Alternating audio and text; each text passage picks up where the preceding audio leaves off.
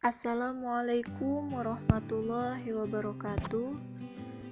Perkenalkan, saya Rosmita Dewi dengan NIM 201110161 dari kelas HKID semester 4. Di sini saya akan menjelaskan kembali apa yang sudah saya pelajari mengenai qawaid fiqhiyah.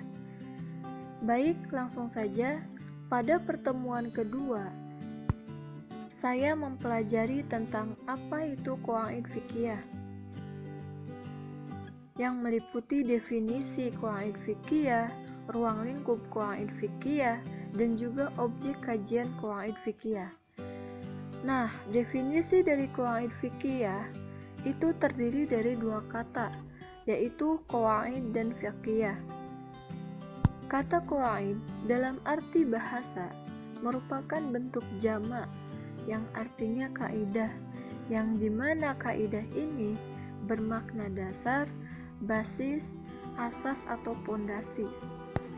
Kaidah ini sifatnya umum mengenai rumusan hukum, aturan-aturan yang sudah pasti, dan juga berbagai masalah fikih yang konkret nyata maupun yang abstrak yang tidak nyata.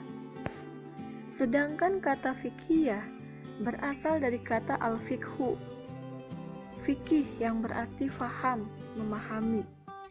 Dapat diartikan juga sebagai pengetahuan, pemahaman, atau memahami maksud pembicaraan dan perkataannya. Qawaid fiqhiyah merupakan kaidah-kaidah yang bersifat umum, meliputi sejumlah masalah fikih dan melaluinya dapat diketahui sejumlah masalah yang berada dalam cakupannya. Nah, di sini para ulama memiliki perbedaan pendapat mengenai pengertian qawaid fiqhiyah. Ada yang mendefinisikan secara umum dan ada juga yang mendefinisikan secara rinci. Ada sebagian ulama yang mengatakan bahwa menurut Abu Zahra mendefinisikan qawaid fiqhiyah adalah kumpulan hukum yang serupa yang kembali pada qiyas yang mengumpulkannya.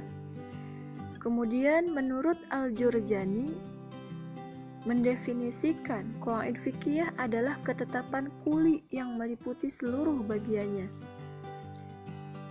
Kemudian menurut Tajuddin Subki yaitu mendefinisikan qawaid fiqhiyah adalah kaidah sesuatu yang bersifat general, yang meliputi bagian yang banyak dan dapat dipahami kaidah tersebut dengan kaidah tadi.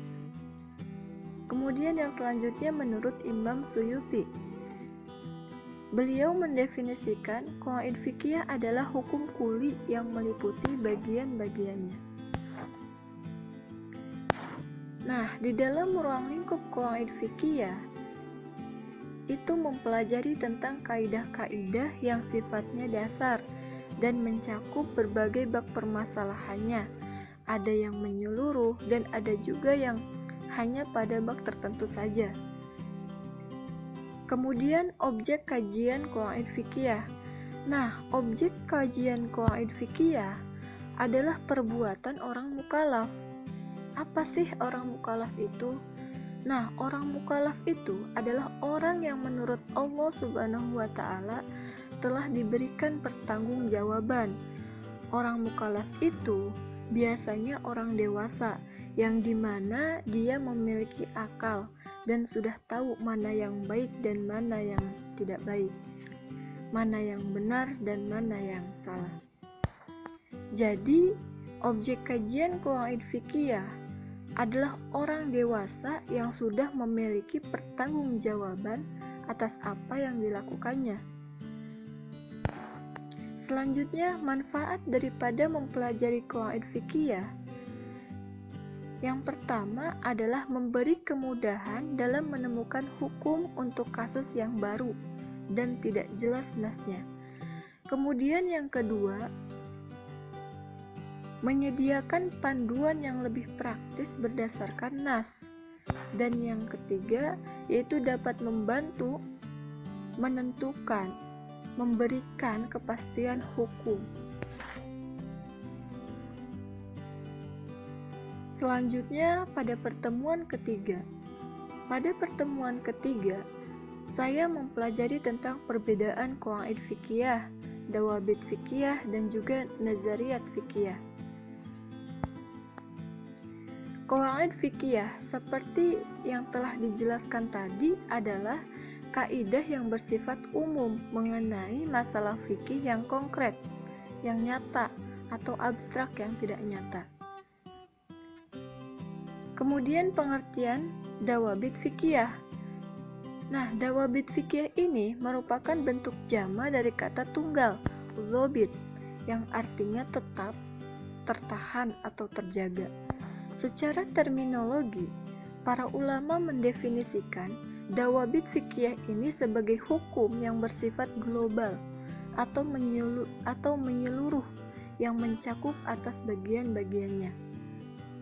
Pengertian lain menyebutkan bahwa dawabit fikih adalah segala perkara yang berindikasikan hukum atau hukum yang bersifat menyeluruh yang tersimpul pada beragam bagian-bagian di dalam satu bab saja. Kemudian yang terakhir yaitu nazariyat fikih. Nazariyat fikih adalah tema-tema fikih yang mengandung berbagai macam permasalahan yang pada intinya terdiri dari syarat, rukun, dan hukum yang memiliki hubungan yang mengikat pada keduanya dan menjadi sebuah kesatuan seperti tema, teori, penetapan, dan juga teori-teori fikih yang lainnya. Perbedaan qawaid fikih ini, dawabit fikih dan juga nazariyat fikih, yaitu qawaid fikih ini bersifat umum dan jangkauannya lebih luas, yaitu lebih dari satu bab, sedangkan dawabit fikih cakupannya lebih sedikit dan terdapat hanya satu bab saja. Sedangkan nazariyat lebih luas jangkauannya dibanding qawaid fikih, meliputi rumusan, pembatasan konsep, rukun dan syarat konsep, dan prinsip lainnya. Mungkin itu saja yang dapat saya sampaikan. Kurang lebihnya saya mohon maaf. Wabillahi taufiq wal hidayah. Wassalamualaikum warahmatullahi wabarakatuh.